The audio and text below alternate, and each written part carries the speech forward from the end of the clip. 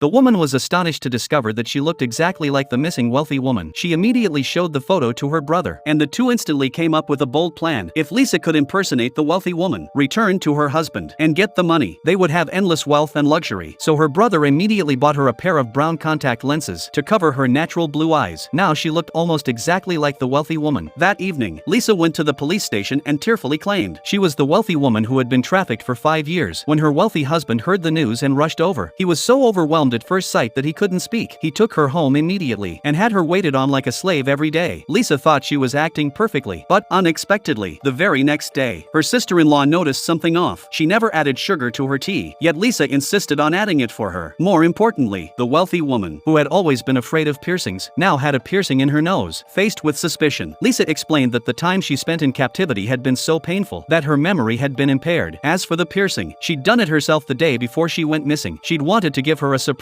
Upon hearing this, the younger sister instantly thought she'd overreacted. However, the very next day, while applying for a credit card for her sister-in-law, she was startled to discover that her sister-in-law, who had always been left-handed, was now signing with her right hand. She couldn't help but suspect that her sister-in-law was an imposter. She immediately told her wealthy brother, but he insisted she must have seen things wrong. Later, the younger sister asked the sheriff to track down his wife. When describing the human trafficker's appearance, the wife's description was vague and unclear, yet the wealthy man still insisted he believed his wife. He then turned around, jotted down his sister's and the sheriff's suspicions on a note, and secretly slipped it to the fake wife. Lisa was terrified when she saw it, and immediately arranged a meeting with her brother to confront him about why he hadn't told her that the wealthy woman was left-handed. Her brother explained that he hadn't noticed it before either. Now, just to be on the safe side, her brother applied for the job as the tycoon's driver and gained access to the tycoon's home. That day, Lisa finally managed to steal some confidential documents, but upon closer inspection, she realized they were worthless. Unexpectedly, her sister-in-law suddenly came looking for her. Seeing that she had already stepped out onto the terrace, the two hurriedly hid in a corner. But by then, her sister-in-law was right in front of them. Just as she was about to turn away, the tycoon suddenly needed his sister's help and took her away. That's how the two managed to avoid being discovered. She thought the crisis had passed, but after Lisa finished her shower, she realized she'd left her colored contact lenses in the bedroom. And at that very moment, the wealthy man was sitting in the bedroom. She had no choice but to move as quietly as possible. After much effort, she finally reached the contact lenses, but as she turned around, the case accidentally fell to the floor. However, the wealthy man didn't notice her at all. It turned out he'd been wearing headphones the whole time. It was a false alarm for Lisa. The next day, she continued to gain the wealthy man's trust, but her sister-in-law hadn't let go of her suspicions. Every night, she went to see the sheriff to discuss how to prove that her sister-in-law was an imposter. Until one evening when the wealthy man went out, he suddenly called to say he'd figured out a way. Her sister-in-law had a birthmark on her back. Just one glance would reveal whether she was the real one or not. The moment Lisa's brother heard this, he was terrified. He immediately got out of the car and called Lisa, but to his surprise, she had fallen asleep and wouldn't answer the phone no matter what. Meanwhile, he was summoned by the tycoon and had to head home. When Lisa finally opened her eyes, she saw her sister-in-law and a group of police officers. Before she could react, they pinned her down and stripped her clothes off. But to her sister-in-law's astonishment, the sister-in-law did indeed have a birthmark on her back. She couldn't believe her eyes. Just then, the tycoon returned home. Lisa immediately curled up in his arms, feeling wronged. Only then did her sister-in-law realize she'd made a mistake. She hurriedly invited him to a hotel for dinner to apologize, and had the police chief immediately close the investigation. The wealthy man, a renowned chef, cooked the meal himself. Faced with her sister-in-law's apology, Lisa chose to forgive her right away. The wealthy man tenderly ruffled her hair. Lisa thought to herself that she had finally won the trust of the brother and sister, little knowing that the tycoon had long been aware of her scheme. In fact, from the very first moment they met, he knew she was an imposter, because his real wife had been unfaithful 5 years ago and had long since been disposed of by his own hand. To cover up the crime, he used his masterful culinary skills to prepare her body so perfectly that it was eventually served at the sheriff's wedding banquet. That meal had become the pinnacle of his career. To this day, the sheriff still can't stop thinking about that delicious meal. As for Lisa's partner, he'd just been sent out on an errand by the tycoon. If she wasn't mistaken, he'd already been in a car accident by now. As for Lisa, the tycoon suddenly had a daring plan for her. Upon learning that her brother was missing, she broke out in a cold sweat with worry. Her sister-in-law wondered why she was so nervous, and Lisa had no choice but to explain that she was worried about the tycoon. If anything happened to the driver, her husband would have to pay compensation and take responsibility. But the tycoon remained completely calm. He even reassured her that the matter had been handed over to the police. In reality, he had already tampered with the car. Even if Lisa's brother didn't die, he would end up in a vegetative state. Riding high on this wave of elation, he even took on an apprentice. I heard he even quit his job as a doctor just to come and learn advanced culinary skills from me. While chatting with him, I also learned a lot of medical knowledge. As soon as he got home, the wealthy man started his car, filled the garage with carbon monoxide, closed the only vent, and then used another cell phone to call Lisa, asking her to go to the garage to help him find his phone, which he'd left behind. As soon as he heard someone enter the garage, he locked the garage door from the inside, and then happily went back inside. But the very next second, he realized with horror that Lisa hadn't gone into the garage at all.